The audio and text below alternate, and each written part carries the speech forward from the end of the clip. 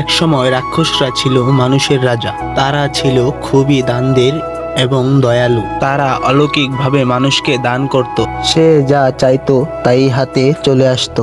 একদিন তাদের রাজ্যে ভয়াবহ বিপদ আসে। জঙ্গল থেকে তাদের রাজ্যে ভয়ঙ্কর দুটো হাতি আসে। ভয়ঙ্কর হাতিটি মানুষদের বশ করে নেয়। হাতিদের রাজা ছিল খুবই শক্তিশালী। সে এই রাক্ষস রাজ্য চেয়েছিল।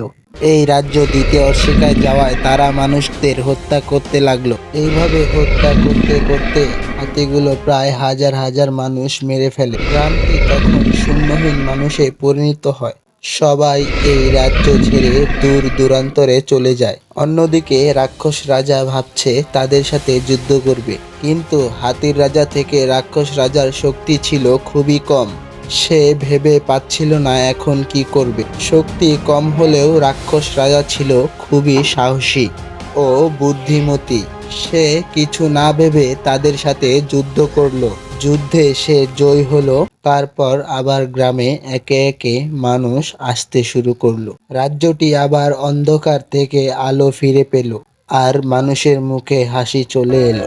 গল্পটি ভালো লাগলে একটি লাইক, একটি সাবস্ক্রাইব করে দিন। আরও নতুন নতুন ভিডিও পেতে পাশে থাকা বেল আইকনটি বাজিয়ে দিন। গল্পভিত্তিক ভিডিওটি বন্ধুদের কাছে শেয়ার করে দিন।